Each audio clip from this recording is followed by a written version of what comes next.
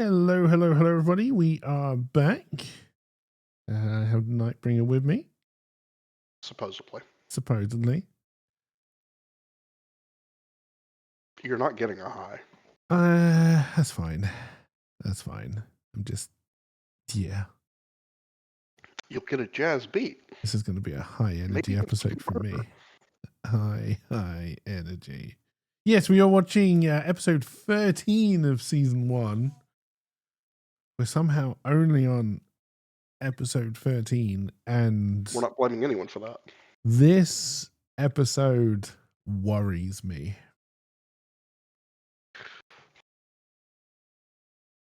There were some parts that were good. Like the music, if you just listen to just the music, that wasn't bad. It wasn't a terrible episode. I think we came off quite a good one, right? Episode 12 was pretty good.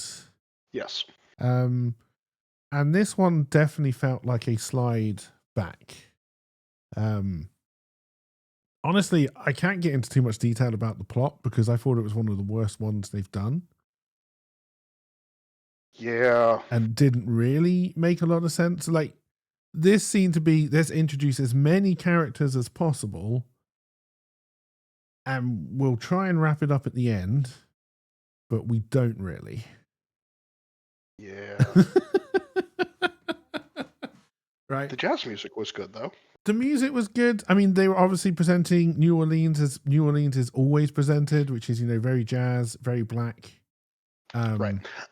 I will say, I really liked Lafayette, the taxi driver. Okay, so this is one of the things that worried me about this episode. Oh, shit. Right? Not the taxi driver himself, because I agree with you. I think the character and the kind of interactions they had was great. How many times is Jessica Fletcher going to end up with a friendly taxi driver out of nowhere? Okay, so what I liked about this is we've already seen the friendly taxi driver, but he wasn't just an opening scene. We see him multiple times, and the things he talks about in that opening scene are relevant. The first episode was a pilot, and yes, an hour and a but half again, long. the taxi driver was exactly the same. And then again, I think in one of the other episodes. Yeah, but did we see him a second time? Yes, because he ends up taking her somewhere. Like he comes out of nowhere to give her a lift somewhere at some point. Okay. Which is kind of what happens with this guy. And then I'm pretty sure we've seen it before, again in one of the later episodes as well, where there's this taxi driver who just turns up and keeps on taking her around places for some reason. Okay, maybe I'm just so sad that they haven't developed any side characters that I'm starting to just enjoy this to have something. I think this is the problem. I think they are filling the hole of side characters with these stupid repeating ideas. You know what I mean? There's always going to be a local sheriff or local lawman of some sort. Now, that at least makes sense. There's been a murder. The fact that there'd be some kind of local law enforcement involved makes sense. Right? I'm sure we'll have a few that don't, but that's going to be the exception because of it. But the fact that you have to basically reintroduce the law character every time and try and make them slightly different, to me, I think is kind of sad. But it's something I think that I'm just going to have to put up with the way this series works. Jessica Fletcher is normally somewhere different. A murder happens. There will be a different cop involved, right? Yeah. To me, that's an acceptable suspension of disbelief. I can cut that as this is fully believable just because that's basically necessary for the enjoyment of any of the episodes. Yes, but it would be better, I think, if it was the same cop every time. Wouldn't make any sense for it to be the same cop every time. Actually, they could do it with a federal agent for a cross-state lines murder, and I don't think it should be every episode. I think having different cops can give a different dynamic between Jessica and the cop. But I'd that's like to see the same cop multiple times. that's true. But again, it's idea of, I think Murder She Wrote understands that they need, there are roles that repeat on a weekly basis, basically. Yeah. Right. But rather than filling them with characters we can get to know and who kind of grow with Jessica Fletcher as we get to know her a little bit more, they're new every week. And then, like I say, Right. with the cop, with whoever's investigating the murder, there will always be someone investigating the murder, you know. And they might Right. change that out. It might be a cop. It might, one episode, it might be a family friend. You know, sometimes they're actually investigating. Sometimes they're the you know, Jessica's foil because they don't want to investigate. Yeah. And yes, it can add a little bit of fun and excitement to the episode. She always needs a reason to be there, right? Normally, that reason has to involve a friend or a family member. So many nieces and nephews. Yes. I'm glad this time they do seem to be moving away. Like for the really early episodes, it always seemed to be that whoever she made friends with was going to be the person who was accused. Oh, yes. Right? I'm and glad that she would also magically know was innocent.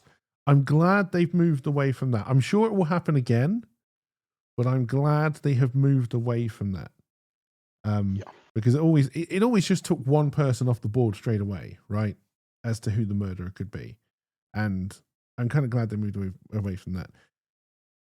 The taxi driver thing, the fact that the taxi drivers are always so friendly, the fact that they really want to make friends with Jessica, you know, like he was willing to take her off the clock and show her New Orleans without being paid. Was pretty far. You know what I mean? And that's the first time she's been in that cab. That's just from the airport to the TV station, I think she was going to in the opening scene. I think that's to keep reinforcing to the audience that she's like you. Well, no, I think you're trying to say to the audience she's a lovely person who you'd like to meet and talk to. She's personal. She's not like me, because that you. taxi driver ain't taking me anywhere for free. She's not above. She's not superior. Oh no, she's not. Is human like you. She's superior in her ability to solve murders, but she is just she's a person. Yes, I agree with that. But it doesn't go to her head. This whole friendly taxi driver trope. One time that role was filled with the guy who was he was working on the train platform because she kept on going back to the train.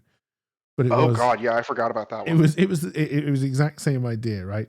That was episode 2, I think. I don't know. But to me, I don't like it, and I really, really hope it is not something they keep on repeating, unless she's in New Orleans again and it's the same taxi driver. Right. Then this friendship starts to make a lot more sense. Right. She ends up back in, I think the first one was in New York. She, you know, the guy who had to have the special creams for his feet or his hands or whatever the fuck it was in the first episode. Right. You go back and it's him and we find out if the creams or whatever it is worked. Great. I'm there for it. Right. But for now, the fact that there's this kind of not fundamental role, but this kind of important role of just random taxi driver who is automatically Jessica's friend. It's wearing thin for me. Loved this taxi driver. Loved them. Thought he was great. But the trope. Yes. The trope is getting old. The trope is getting old. Personable was the other word I was looking for to describe Jessica. That it's why those scenes are there. Yes. Yeah. They also seem to be playing up that Jessica Fletcher is a little bit scatty and forgetful. Yeah. This isn't the first time that she's arrived somewhere at the wrong time or for the wrong reason.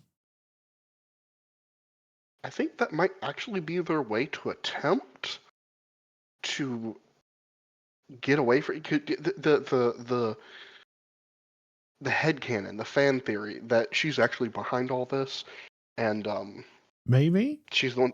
So if she's making, or if accidents are happening, she's not ending up where she's supposed to.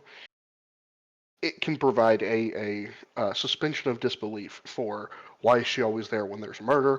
She's not even supposed to be here in the first place. Well, exactly. You can take it the other way. She's not meant to be in the first place, and there was still a murder.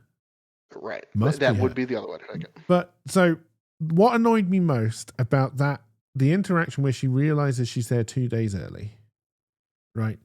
Is she says, I was meant to open a school library 40 minutes ago. The guy responds, I'm sure they've worked out you're not coming by now. She does not try to contact them.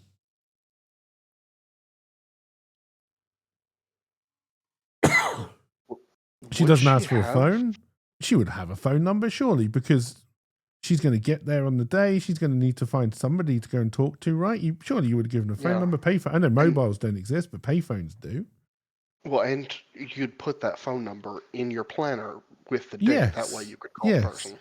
You know, so the fact that, and she doesn't even seem to be that worried or upset that she's made this mistake, which I think is completely out of character for Jessica Fletcher. I would agree, because she cares about everyone. She does care about they're trying to make her everyone, and I personable. think that kind of mistake would actually bother her rather than just being she brushed it off and she's not too worried about it. I know I didn't like that scene, but that's, yeah. And then the fact she's there 2 days early and the hotel is also expecting her, it is also kind of odd. That's a good point. Like, who booked the hotel? Did she book the hotel? Did the TV station book the hotel? You'd imagine the TV station would have done it. Lafayette actually might have So, you know, extended it, because he's the first one to go to her hotel to drop off her things. Yeah, but then she's very lucky that there was room.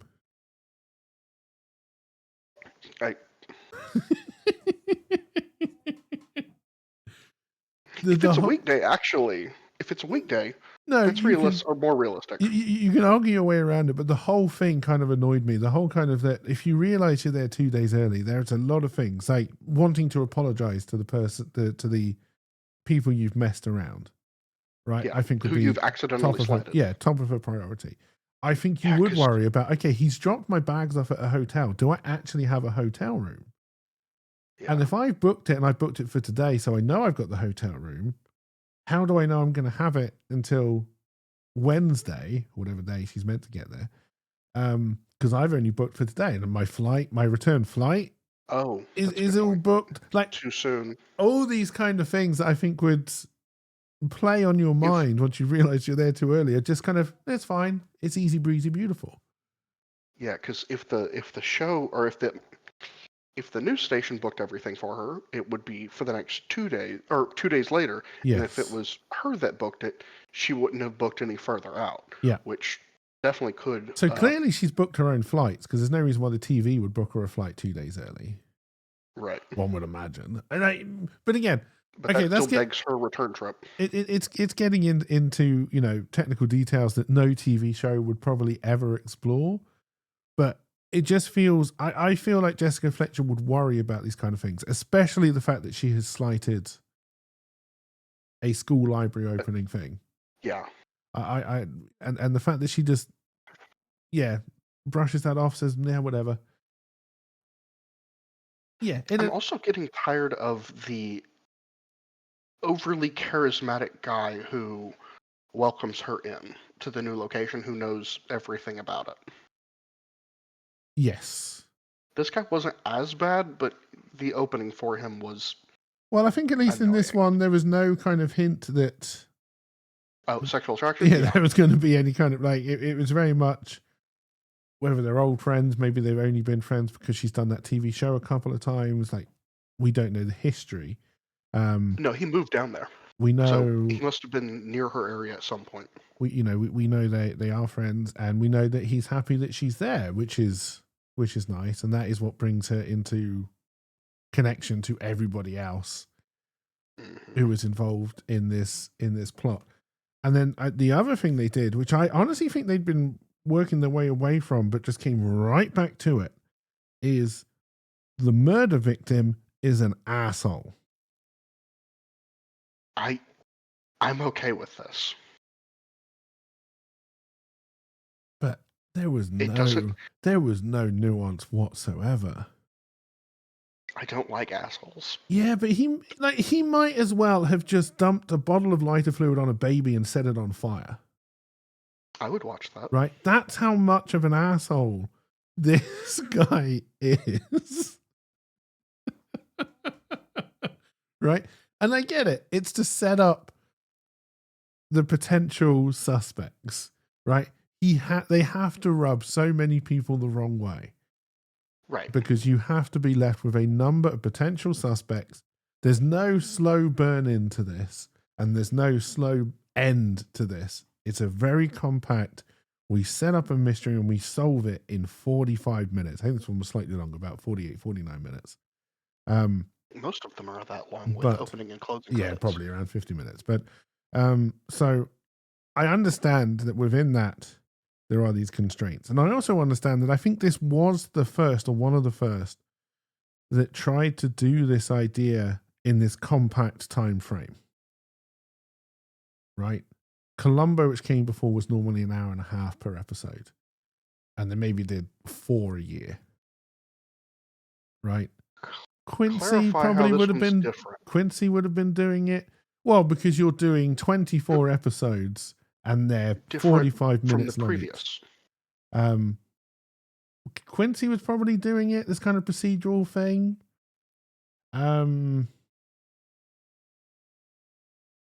Isn't every episode of Murder, She Wrote attempting at least to do that with the full story in 45 minutes? No. That's what I mean. But what I'm saying is Murder, She Wrote was one of the first that was trying to do it. Everything that had come before it. But as I've been saying that, I'm disagreeing with myself because, I mean, Kojak would have been doing it. The A-Team was doing it. But I think the A-Team is slightly different. Yeah, but I think this is the thing. This is probably trying to do a decent murder mystery in 45 minutes. I think Murder, She Wrote probably is the first one that's trying to do it. I may be wrong. Probably am wrong. You may be crazy. But Quincy relied on all of the things that we've often talked about. It was the same characters. You had Quincy. There was Sam, who worked at the lab, who was the guy who always actually did most of the hard work.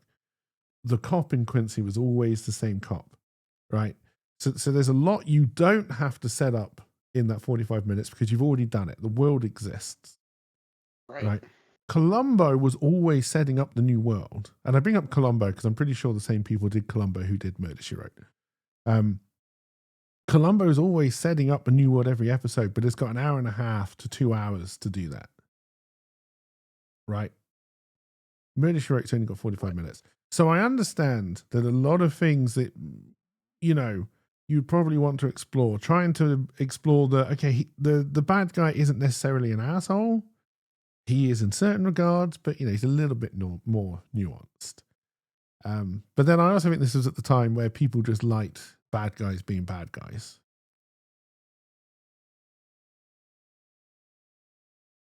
Right? Right. Some of these were actually close to 2 hours per Columbo.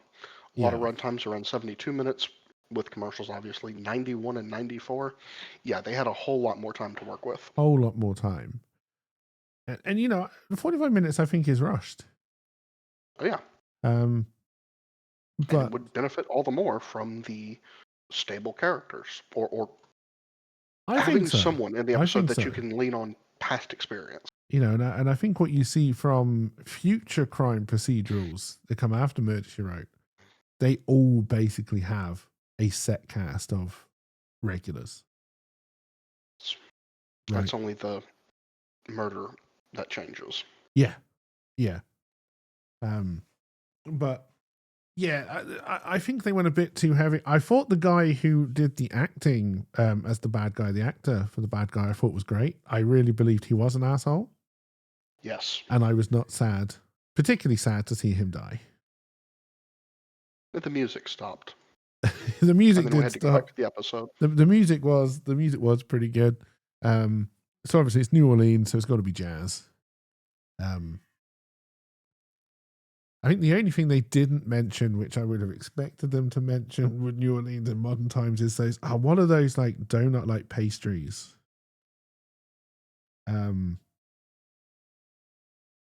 That everybody talks about in New Orleans. A king cake? A funnel cake? No, I have no idea. I honestly can't remember. But you had the jazz, you had Bourbon Street, you had almost everything else I would expect to be mentioned in the New Orleans thing. The funeral itself was very jazzy and upbeat. Do you mean Beignes? Beignets? I think that is what I mean. Yes. I don't even recognize them. It is showing to be a New Orleans thing, but yes, like it to me. Yeah, like to me, if you see New Orleans in something, they're normally talking about those, or it's Mardi Gras. You know, it's one of those things that cities become famous for certain things. So if you're ever there, you have to mention all of them. You know, so you can't go to Paris and not have a shot at the Eiffel Tower, for example. Right. But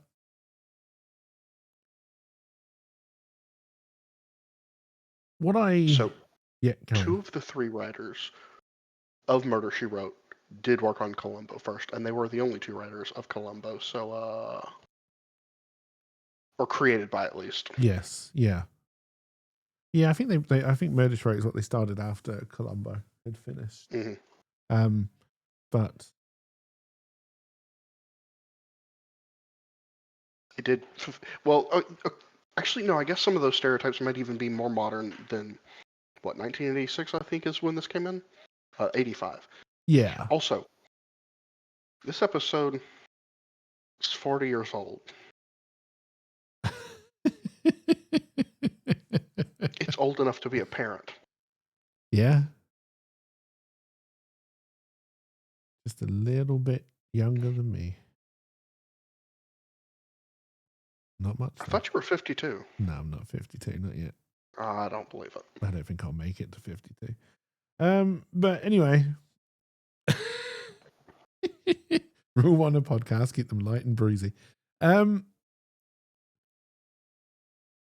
Yeah, so but then they just started throwing character after character after character at us. Yeah. The fact that so the guy who's murdered, he's a saxophone player, I think by trade. Or just meant to be a very good jazz musician. But he's primarily woodwind rather than like guitar or vocals or anything like that. Brass would be the other main thing for. Yeah.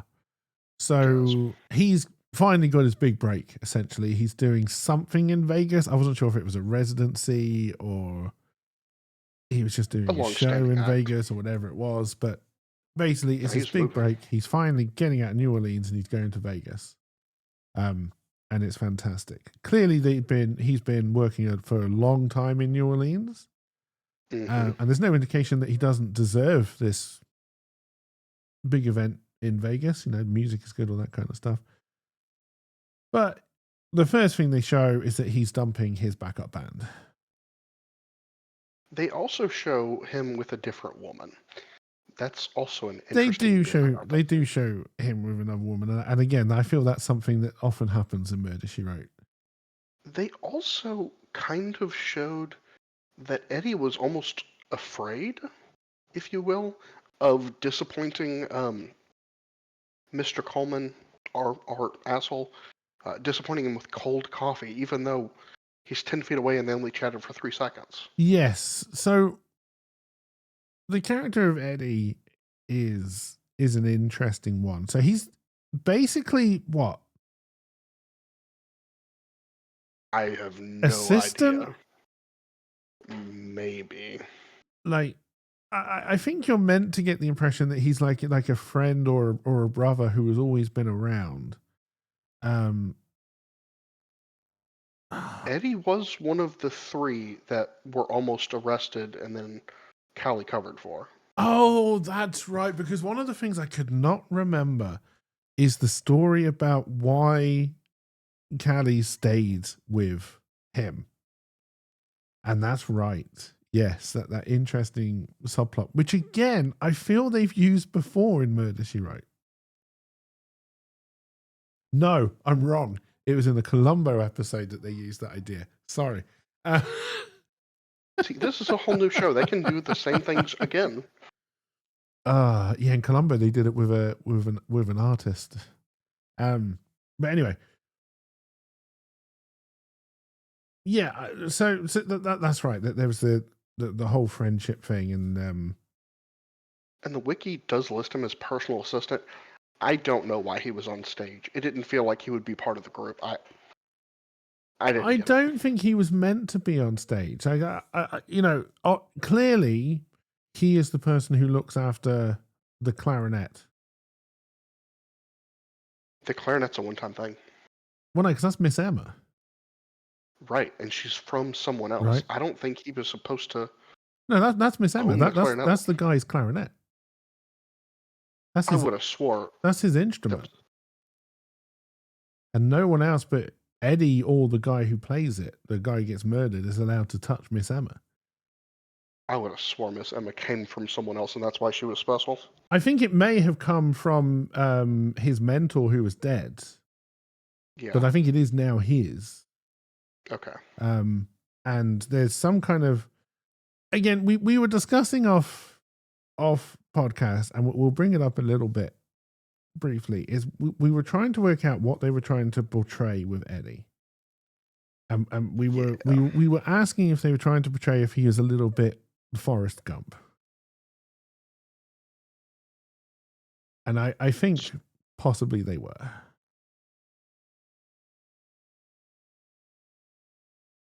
I wouldn't quite say. Yeah. And again, I think this kind of this, because what I was trying to get, we're going to skip on this one. We'll give up on the format of trying to go through the plot. I think when the policeman takes Miss Emma away, because they've basically, the guy's poisoned, and they go through the various methods of how it could have been poisoned. Right. There was coffee on the stage, and they set up the fact that he chews a lot of gum. I think because he's trying to give up smoking. Coffee and the gum are for giving up smoking. So those are the two main. They know he's been poisoned. Jessica Fletcher has to convince them that he has been poisoned.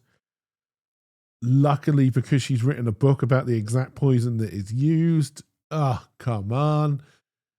Do they actually ever specify the poison? Yeah, it's the poison because she used it in that book she wrote.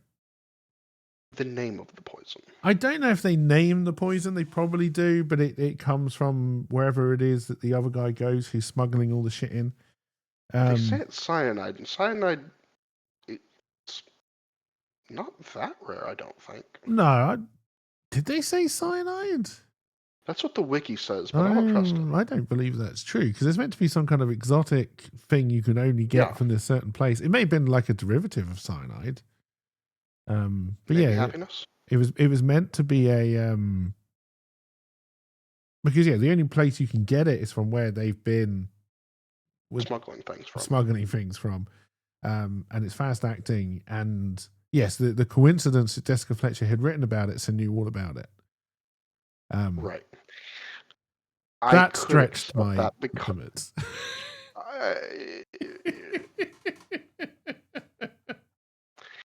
It's the suspension of disbelief that's just fundamentally required for a 45-minute episode to have her be involved and know enough to take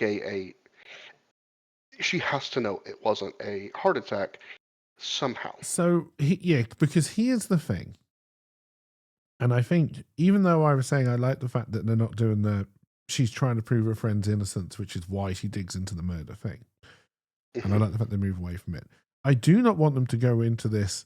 She just somehow knows that it's not what it seems. Right? No one else in that room, and again, they've used this before, the fact that Jessica Fletcher is the only one convinced it's a murder. No one else, including the detective, whatever, no one else in that room even suspected murder. They thought he had a heart attack. Right? And if Jessica Fletcher hadn't been there, he would have just been buried and everybody would have moved along. Sad, sad, sad. That poor person had a heart attack. Right?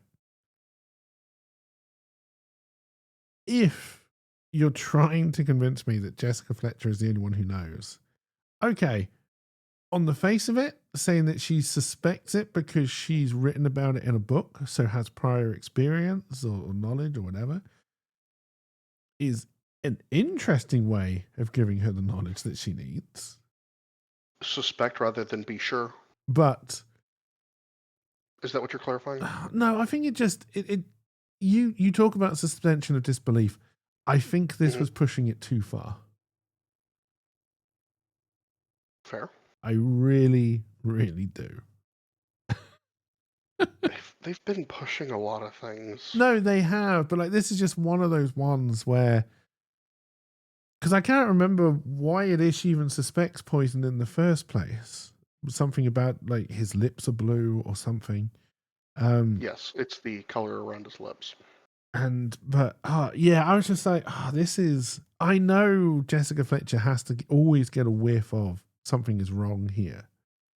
Right. But to me, Jessica Fletcher is an expert in the study of people. So to me, she should have suspected murder because something seemed off with the situation, Right. which may have led her to poison.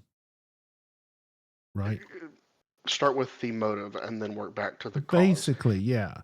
She has witnessed that there's a lot of people who would want to murder him. Right?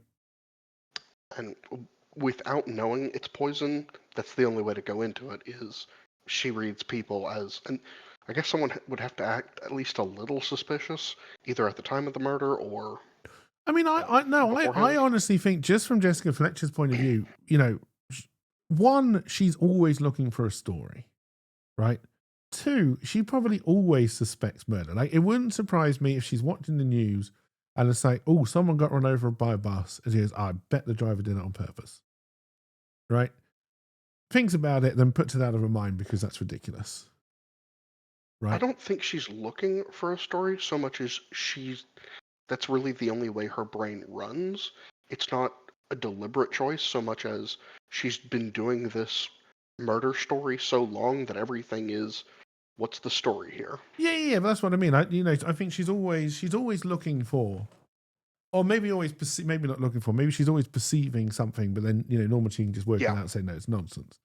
Yeah, but yeah, with this one, I think the reason that she got involved and the reason she sniffed it out with this very, very convenient idea that, oh, I've written about this before in a book, that's why I know it's murder, was a little bit odd.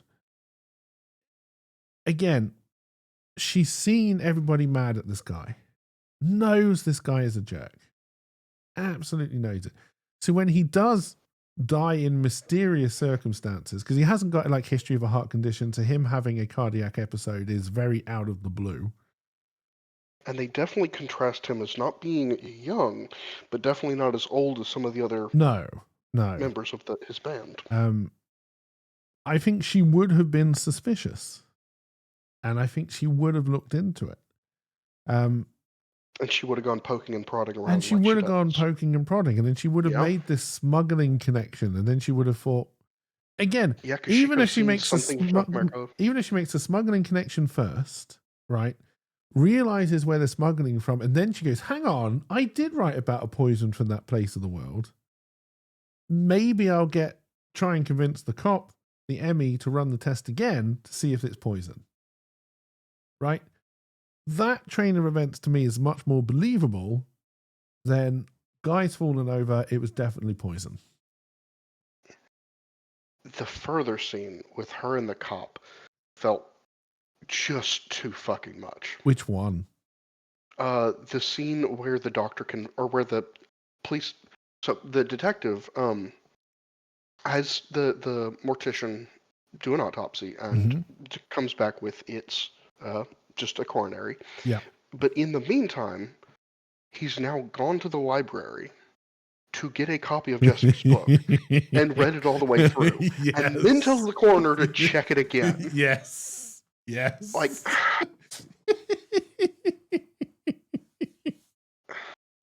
I'm interested. That she's smart, that she knows things, but bothering to go, and I could even see him being curious as just a human and reading her book, but ripping through the whole thing in one evening and being so confident about it that, hey, look, obviously, she was right.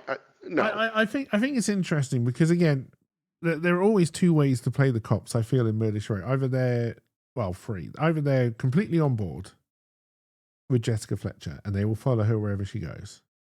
Right. The other side of that is they are completely against her. She's a stupid old woman, and they will fight her every step of the way. Right. Now, whether that's wrapped up nicely, like in that guy who was just too busy to investigate, he's still basically in that pile of leave me alone, you stupid old woman. And then you had the one in, oh God, was it San Francisco? We had the really good cop where she goes to his apartment. Like where it's the guy who's not investigating. Was it the Russian one? No, it wasn't the Russian one. But anyway, the cop isn't investigating the murder because he's been thrown off the case, or he's not on the case anymore. But he is still investigating the murder. That's right. And he ends up just going with Jessica Fletcher because, you know, he's going like, okay, finally I've got a cohort, a friend, someone who sees what I sees, and I will see what she can find out, right? This guy, I think, was kind of in the middle ground, right? He doesn't really want to. He's not antagonistic, I don't think, to her really. Annoyed. He definitely puts himself in what we're going to... After the first scene, you assume he's going to be the pain in the ass, not willing to do anything, thinks she's a doddering old woman. He wasn't rude per se, but he's enough of, you're not an expert, you're just, a person. Because he even asks her, where did she get her degree from or something? Yes, yes. And then instantly going to a absolute complete ally. It did feel a little rushed. But, yeah. But no, I was wondering, could you buy these books at the time? Jessica's books? Yeah. So if they were making Murder, She Wrote now, you would be able to buy those books. They did it with Castle. You could buy Richard Castle books. And so I'm wondering if that was some kind of subtle advert for her book when he went and actually like ran out and read it. But I don't know. I don't know. I could have looked it up. I have the internet, but where's the fun in that? But yeah, I found the character of Eddie. I don't know what they were trying to portray. And so you see, the reason I brought it up is when the cop tries to take Miss Emma, he gets very protective. And I couldn't decide if they were trying to play it as he's educationally subpar and has a fixation on the clarinet and doesn't understand why anyone would take it away from him. Has an obsession with his duty. Yes. To the clarinet. Yes. Or whether they were trying to portray guilt. Right. Right. And it was very hard to know, I feel. It was an interesting choice for the time, and especially for not actually bothering to try to answer that question. Yes. I went more for the guilt angle at that time, but I changed my mind when we get to the Jessica makes him confess scene. Yeah. But yeah, so like I said, they throw lots of people at us. Some of them aren't even involved in the murder case. They're just there to be even bigger dicks. Like the guy who runs the TV show. What was all that about? The TV channel studio. That's just the pure playing on the narcissism angle, or the story is more important than the death. What? Yeah, because obviously, the guy dies while they're recording something for TV. It's his last show in New Orleans before he heads off. And so he dies on camera. And the ghoulish TV exec is like, we'll put this on the news. Right. He's like, we need to get this edited now. This is perfect footage. It's exclusive. It's us. And then, so you got that. And then the guy who's doing the talk show that Jessica Fletcher's meant to be on gets fired because he's the good guy. And he doesn't want to put that footage on, but he loses. Right. And how much of a fucking asshole is the guy that actually heard their arguments? Like, we can accept the other guy is an asshole, but is just everyone at this station an asshole? Why is this guy even like? Yeah, I mean, why would you even want to be in the building? Right? And then, but they keep on bringing this guy back within the episode for some reason. You know what I mean? to make him an antagonist. So, Actually, well, no, because he makes no sense. So, because when because they go to the TV studio to rewatch the videotapes, because, again, we're led to believe at this stage the police wouldn't have that technology themselves, so they would go to the studio to watch the tapes because that's the only place that would have the machines necessary. Right? Is he just there to produce conflict because they weren't sure how to bring it in any other way? I don't know. Because he's really the only scenes where there's verbal jousting, as it were. Yeah, and it has nothing to do with the plot. And it doesn't have anything to... Well, it has everything to do with the other character, but he's a one-off character. If he was going to be a recurring, then having that as a part of a development would matter, but no. So yeah, so and so he turns up when they're reviewing the footage when they realize that the wife, I think they were married, was yes, drinking the coffee as well. So the poison definitely wasn't delivered in the coffee. And then he turns up to go, well, why are you here? And then they do the whole, Jessica Fletcher does the whole thing, which I can kind of understand, and I kind of liked it from her point of view. This whole, okay, she's going to try and get her friend rehired. And so she does this, oh, well, it's a shame you stopped the show, because I was going to explain everything about the case live on air, exclusive. I liked that, but again, completely unnecessary. Yeah. Right? Completely unnecessary. And then I think he turns up again. Oh, yeah, he turns up again when, okay, I'm going to need you to explain this to me because I didn't get it. Well, that's no surprise. There's always a moment where Jessica Fletcher has an aha moment and it all clicks into her head, right? Mm-hmm. She's in the TV studio because they're going to do the segment where the horrible exec believes that she's going to outlie them what happened. The friend of Jessica Fletcher are actually discussing the fact that they're not actually going to do that anyway, and just do a normal show. She is watching an advert being recorded for something that cleans dentures. And that is what leads her to her aha moment. How? That's a good question. I didn't get it.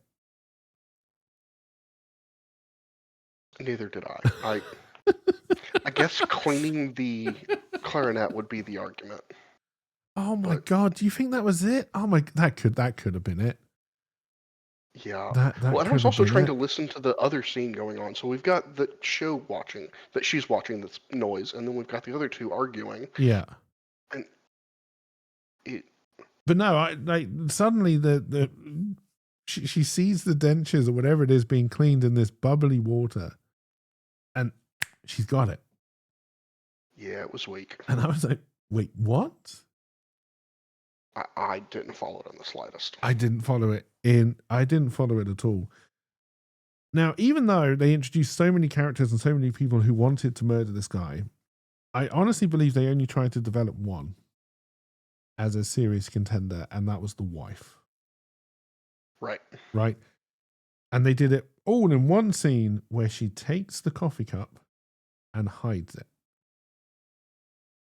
Right. Well, okay, so that's my issue with that scene. Mm-hmm. It's when you see the recording of her taking a drink from it, it's such a shallow angle, or such a steep angle that the cup's still at, that I'm not convinced any water actually got to her mouth. I feel like if they were going to say, oh, she drank some as well, she's got to tip it up higher. She's got to do more than do a Catholic sip. In Murder, She Wrote's defense, one of the characters does say that maybe she didn't actually drink any coffee. Right. And they ignore it completely. And they do ignore it completely. But no, I'm talking about the early scene where she actually, before the cops even arrive. Right. No, that's absolutely. But they've set that scene. They've set her as a potential. They've set her as a potential. And then they do zero work to actually take her off. Do they actually explain? They probably do. I will admit, I watched this episode more the first time we were meant to do this episode. And the second time I've watched it, I may have just not been that interested in it. But because I completely forgotten about the whole childhood trauma thing. Did they ever explain why she hid the coffee cup? Because she thought there was poison and she thought it might have been in the cup or something. Oh wait, Well, no, to because then she hide would have been something that dead. they would think. To hide something she thought the cops would look for poison. So essentially, they would think the coffee was poison and couldn't find the cup and couldn't, Oh, okay. So were given a dead end. she was trying to create a mystery. Okay, all right, Correct. that kind of makes sense. So I'm assuming then we are led to believe then that she knew it was Eddie from the start. From the moment it happened, she knew it was Eddie. I Well, don't think she fully knew. from the moment that Jessica Fletcher says it's poison. Does she swipe the cup before that? No, Yeah, she swipes it after. Yeah, I believe not before the coppers arrive, but I believe Jessica Fletcher is already saying it's poison because she wrote about it in a book. Yeah, And I think that's when she swipes doctor the on cup. scene. Yeah.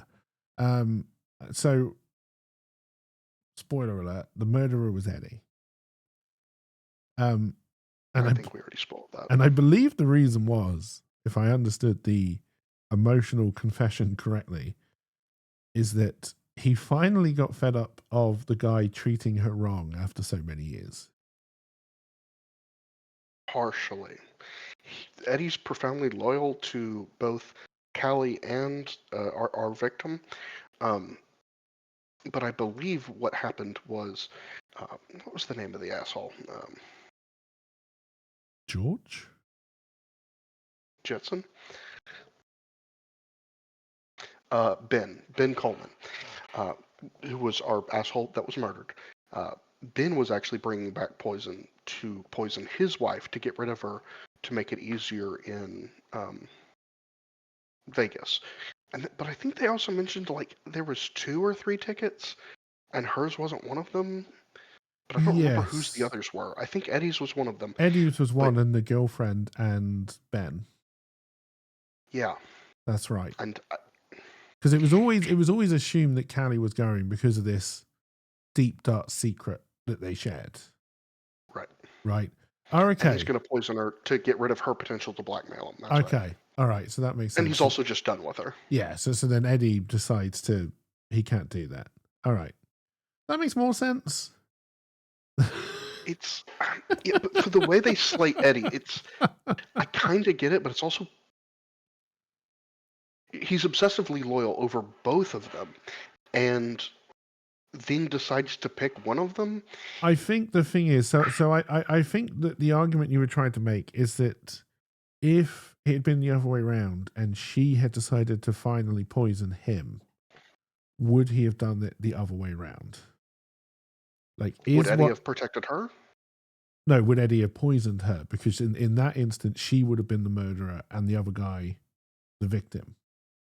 That's a fair point, right. But so he does give her that rose. Oh, no. I think you're definitely meant to believe that he is in love with this woman.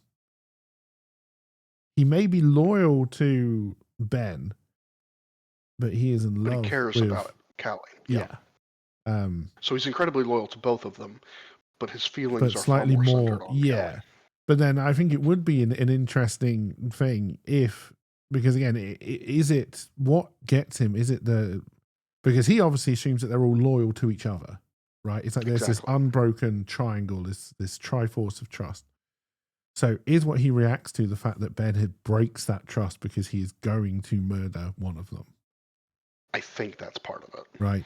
So he's obsessed with being loyal, and obviously Ben isn't loyal anymore. I can kind of understand that, but what I will say is that I don't think in that, because again, this episode to me has been so weak from the start.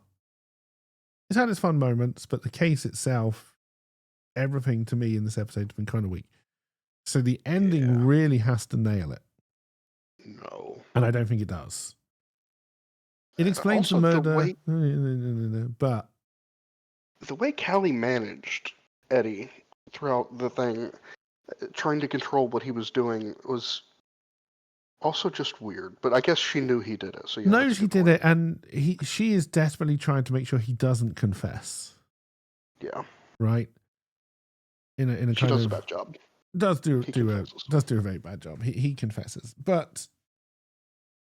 Yeah, I do wonder if they were trying to go for the more he's basically a grown man with the mind of a child angle than they really were willing to lean into. They were going with that trope, but not willing to admit it. Yes.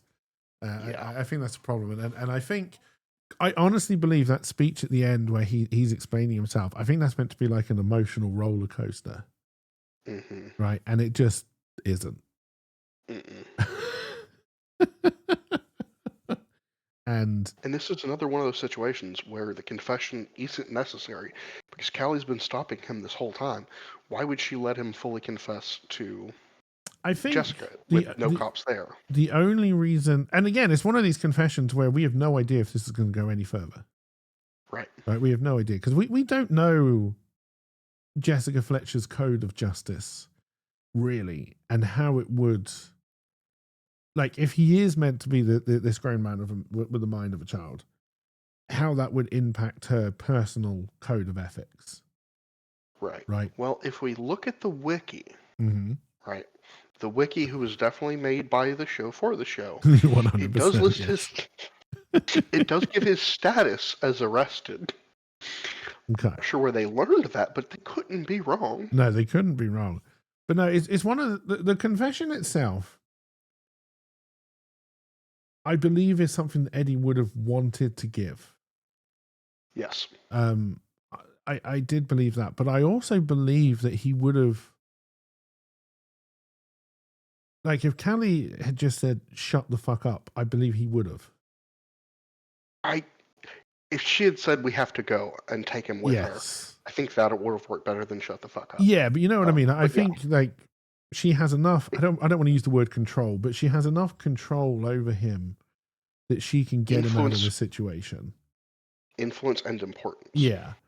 But then again, I also wonder if the confession is something that she wants Jessica Fletcher to hear. That's a good point. But again, they do so little with, you know, because basically these are the two characters we should have been exploring the whole fucking episode. Mm-hmm. And we basically don't. We see them at the murder scene. We see them at the open casket pre-funeral, mm-hmm. which is where the whole clarinet thing happened. And then we see them at the graveyard where they confess. And that's essentially it, I think. The problem with that as well is we're looking at how he could have been poisoned. Well, pretty much every method of poisoning all the things he physically interacted with were given to him by Eddie or Callie. Yes. Which means you should have been staring at them from the start because they're the only people. And why they even bothered to arrest the other guy for... Did they arrest him for murder or just the smuggling? No, they arrest him for smuggling, but they're pretty convinced he's also the murderer, which makes no sense. That's the trope of if they're a criminal, they're a criminal. Basically, yeah. Which is so I want to make one other point about this cop and how horrendously fucking stupid he is. Right? So he gets the clarinet. He's convinced that the reed is how the poison was delivered to the victim. A very, very clever and astute and well worked out. Basically, he's worked out there's no other way the poison could have got to him. It must be the reed. Right? Good, solid, if not clever or inspired detective work. Right? So he sends the reed down to be tested. Right? It doesn't come back as just clear of poison, which would have been one thing. It comes back with clear of everything. So this is actually where I would argue that the report he was given first mentions that there's no poison and he doesn't bother to keep looking. Or he only got a short report of it and Jessica bothered, no, the coroner or whatever. Because it's him who says to Jessica that it was clear of everything. I.e., I don't remember that. It's a brand new fucking reed. So how does your detective not think, well, where's the reed that he used? Because I saw the fucker play the thing. Where's his spit? It's supposed to be on it. Yeah, right? That, to me, was just one of those things where, okay, that's clearly something we've taken in. Well, if it's clear of everything, it shouldn't be, right? So it's a clue. Right. Jessica Fletcher is clearly taking it, which is great. How has this detective, who again doesn't come across as an inspired detective, but clearly puts in the legwork and has a semblance of a brain, Right. not He is trying to find the truth. Yeah, not think someone switched the read. Right? And there's only one person who could have switched the read. It's clear he's an idiot. Well, no, he is the one who says it was clear of everything. Because he's exasperated by that. He can't believe that's not the murder weapon. And again, if the line had been it didn't have poison on it, fine. Eddie has been clever enough to swap a reed that Ben had already used, but that didn't have poison on it, right? That's a clever scheme, right? That cop would not see through that. If the reed is a used reed, I have no reason to believe that the reed has been swapped, right? Right. But he clearly says it's got nothing on it. It's clear of everything, right? That makes him incredibly stupid. Yeah.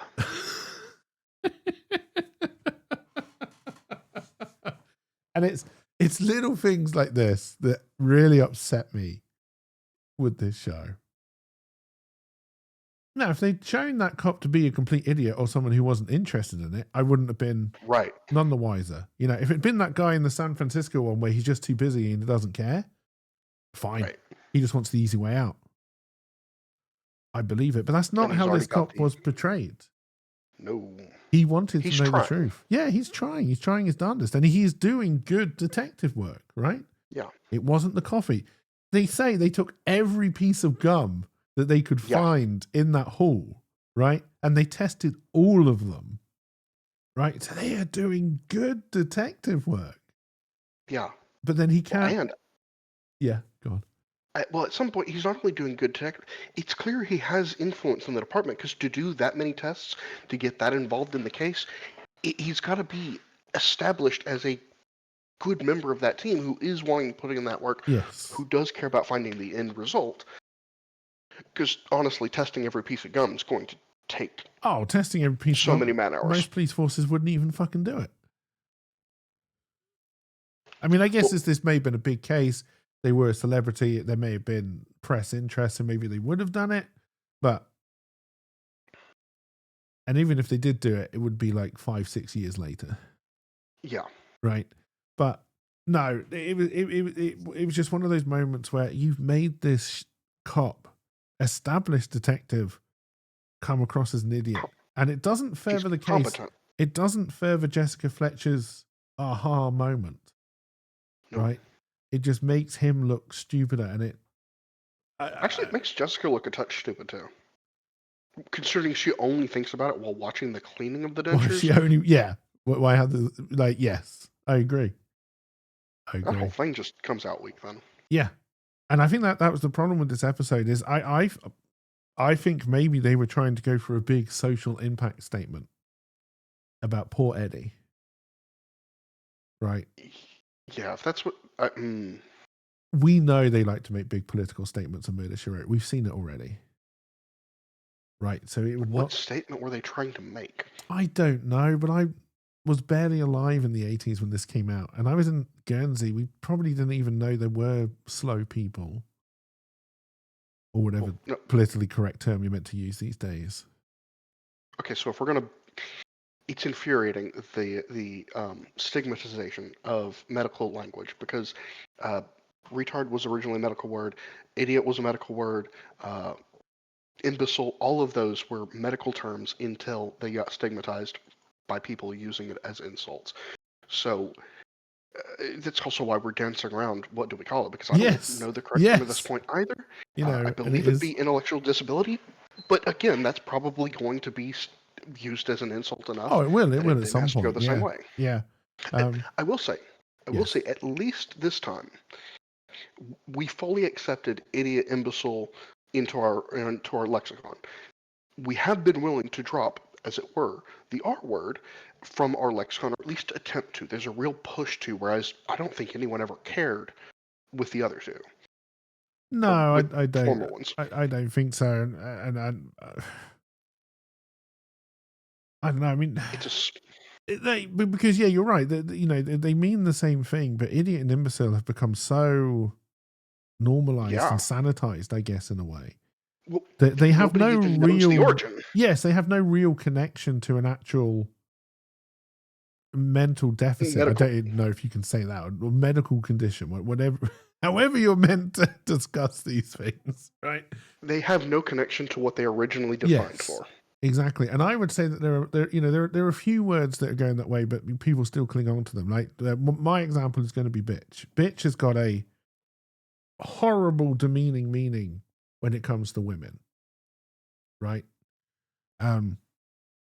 I do not use the word bitch in that way at all, because it means something completely different to me. Being a bitch is just it's a character trait. Would we also be going with the C word for Australia in the same vein as that? I think so, but even then, like, so interestingly, you mentioned the C word. I believe. Do not quote me on this because I'm getting this from an Australian's comedy routine, right? Not the best source to base something on, That is but the best. That's how can you do better than that? but the word vagina has more of a demeaning backstory to it than the word cunt. Okay, that's fucking funny. Right? And again, I am basing this on one Australian. I believe the Australian person I'm basing this on is actually a puppet called Randy Feltface. I know that puppet. I like that puppet. Right, I believe it's one of his routines where they talk He about does. this. I wouldn't figure him for someone to truly like. I don't know. No, to me, he is someone who would have done the research. Yeah. Right? Yeah, he loves making meta jokes because it's a Yes. puppet and he's under the stage about not being Yes. able to see anyone. Yes. And I I wouldn't take this person as deliberately lying about this. No. I mean, obviously he's delivering it as a joke because, he's a comedian, but um And it because it's also kind of funny. yeah, but it's just one of those things, and because it would be funny that we've accepted the word vagina, which may have this more demeaning backstory, over the word cunt, because cunt, I'm gonna have to stop saying it. Yeah. It's becoming more of a word we're willing to use over here. It like the stigma around that word is slowly starting to evaporate. Not over here. We're definitely becoming more Australian in our approach to that word. We're taking bitch that route as well, but not the C word. There's a reason I only used any of those words once. But the trouble is, and I think this is the trouble with so many of these words, and I don't know if it's the fact that people tell you they're naughty or banned, or if it is the fact that there's a correlation between. I find the C word very pleasing to say. Right? I don't know why. Yeah. I don't know why. To me, it is just it's a very, I don't know. It's very, to me, it gets across the emotion you're trying to portray when you say that word. It's short. It's fairly aggressive, right? And it really Have you ever seen? There's a thing called a boba and kiki, and it was two shapes, one that's spiky and one that's blobby. Okay. And people were told to say, okay, which one is which? Yeah. And people largely picked that kiki was the spiked one. And so we kind of feel how a word should associate, and this is across multiple languages. Yes. Bastard and bitch don't roll with as much of a jab, as much of a attack almost as it feels like you can do with the C word. No, I agree. Which is why it's kind of funner to say, because it's a little bit more pokey. And if it's only between friends, who gives a shit? You want to get under the skin a little bit, because what else are you going to do with your friends? It's the same with most like words like that, because like you say, to me, I think bitch is starting to sound, to me anyway, the word bitch is starting to be delivered in the way that I think most people see the word bitch now, and it's probably how you would imagine gay people deliver the word, right? It to me, it is starting to have that kind of almost sassy, you're a bit of a dick kind of mentality rather than the Okay, you're we're a lot further than y'all are on it then. probably, but yeah, and it's the same with fuck, right? To me, again, maybe it's just because it's short and punchy and it just gets to the point really quickly, Yep. right? Maybe that's why I like it. I don't know, but Well, it also seems to end with a hard consonant, which has advantage. yes, and you were normally using it to. Well, I mean, most people normally say it in anger, right? Probably if they've As some form stubbed of their jab, toe. whether it Or... be... Yeah. But anyway, that's got nothing to do with merch, right? But yeah, I think this episode failed. I don't like that it seemed to be falling back on a lot of the kind of. We're only 13 episodes in, and I already think Murder, She Wrote has got some old tired tropes that they should retire. Yeah. Right. And yeah, the Jessica Fletcher, I don't know, it didn't seem like a good episode for her. She seemed passive through most of it, which I didn't like. She was very active in the previous episode, right? What all did she do in this episode? Well, she sat there and watched the guy argue with many different people, right? Mm-hmm. She said it's definitely poison. Mm-hmm. Rode around in a taxi. Sassed off to the other producer. She did argue with the detective a little bit. There were a couple of Yeah. scenes in the detective's office, I guess. Yeah, but the detective rolls over so quickly that's almost not a scene. Like, she's part of it, but yeah. the detective is most of that scene. That, oh, you were right, Jessica. That And he could have given her a phone call for that. Most of the detective work that she does isn't about the murder. It's about uncovering this smuggling ring. Yeah. Because that's somehow important. Well, I think Jessica's true curiosity in this episode isn't even the murder. It's how this jackass is managing to keep different acts alive. Yeah. When obviously there's not enough space in, LA or in New Orleans for that many different bands. So yeah, how do you have that many? Yeah, but I just the whole thing was just so. I don't know. It just felt like a complete waste of 50 minutes. Well, 110 minutes because I had to watch it twice. Hey, so did I. No, you chose because I'm to an watch idiot. It twice. But... Yeah, you chose to watch it twice. I had to watch it twice. But no, I don't know, and I think it's a shame coming off such a strong episode that we had last week. It's probably about a month ago. Yeah, I found this one disappointing. Yeah. I like New Orleans. I like the music. I like New Orleans. They had some good. Did they have any good characters? The band manager I didn't think was particularly good. The TV producer friend I didn't think was particularly good. I kind of enjoyed some of the other bandmates. The bandmates were kind of funny. So I will say, when he told Ben that he would do like never even touch him, because I'm sorry, I think I would have decked him right there, or waited until Yeah. Fine, you think I can't do anything, and you're leaving the city? Fuck off. I'm done. Yeah. I'm gonna scrap my career because I just dislike you that much. And then.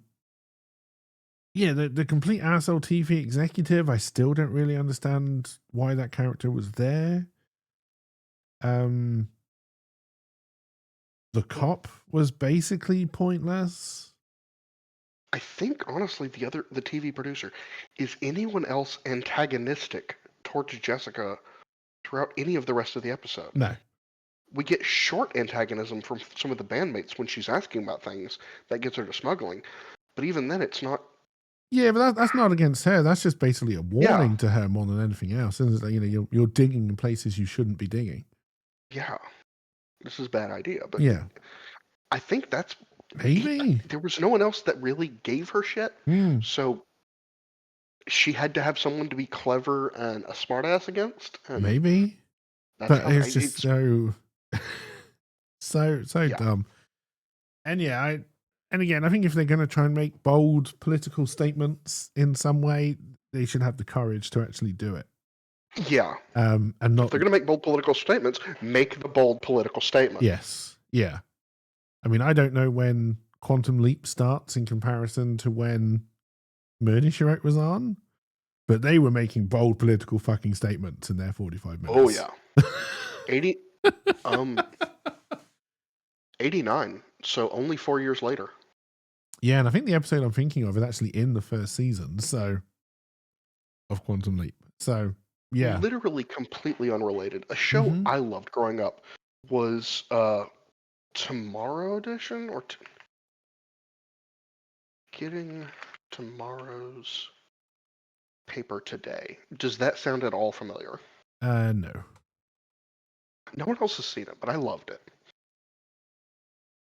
What's it called? Early Edition.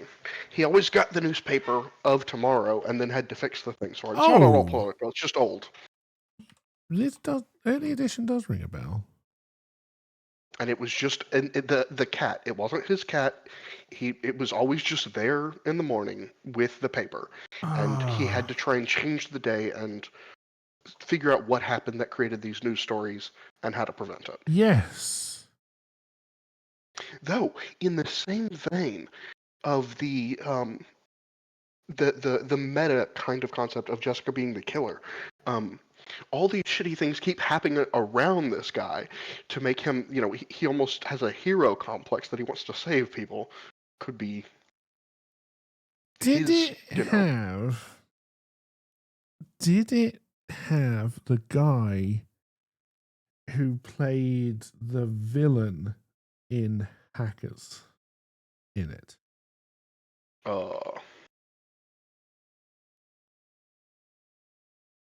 Do you know the villain's name? The actor or the name of the villain? The name of the villain. Because in Hackers, he's called the Plague. Is his hacker name? I think he's actually called Eugene something. But IMDb will cooperate for 2 seconds. But he is the Plague. Because I have a feeling it had a guy who looked like, but is not. Oh yeah, no. Lawrence Stevens was definitely in it. He was, I think, the barkeep. Yes, that's right. Okay, well, hey. Yes, I have seen Early Edition. Yes, I did watch Early Edition. He's also the murderer.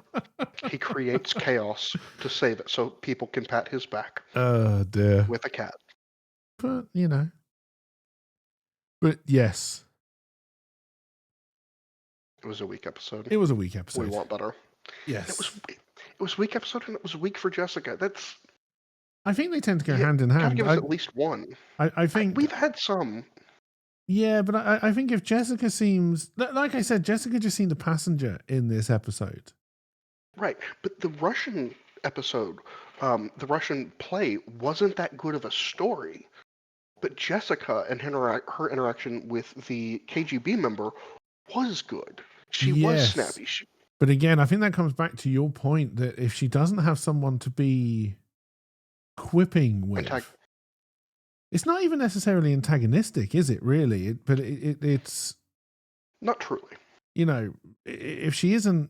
Yeah, if there isn't somebody who is almost as clever as she is... Or at least willing to spar with her. Or willing to spar with her. Like, I think that is when she is at her best.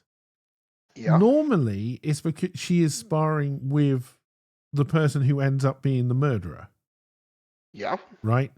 Which makes a lot of sense. Or whoever is suspected. Or the police officer, right? Or in that one great episode, the person who they thought was the murderer, but was just attracted to older women and was incredibly creepy. Oh, yeah. But no, because to me, the strength of Murder, She Wrote is Jessica Fletcher and the fantastic actress you've got playing her, right? What's her name? Can I get back to Angela Lansbury? Can I get back to one of the scenes? So when they're doing the music scene, right? Mm-hmm. And to show that Jessica Fletcher is enjoying the music, she's tapping her foot to I don't know what song. And what's worse is the guy she knows is actually in beat. But I loved it. I absolutely fucking loved it. Just this close up of her foot.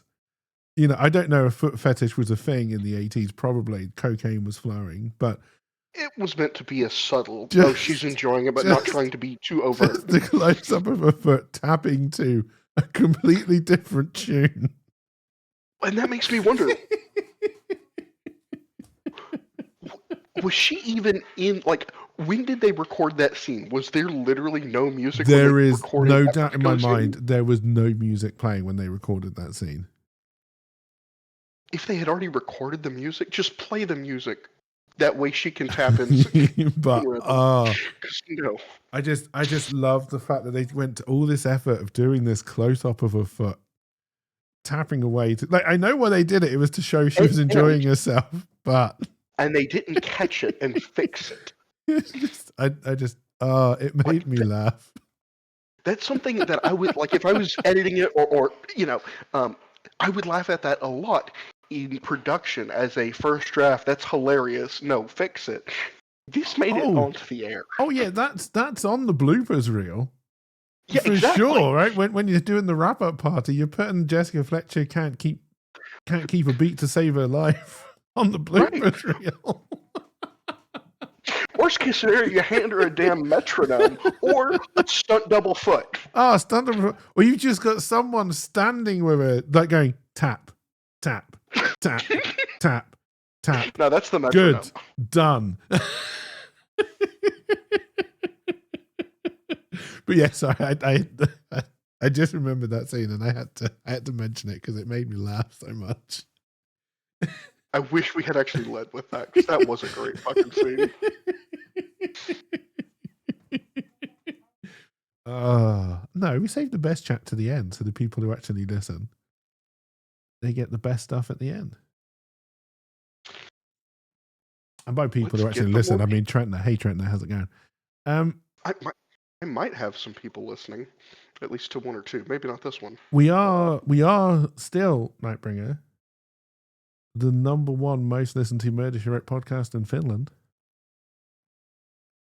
Did we ever determine if there's any others? I think what, Murder She Wrote podcasts?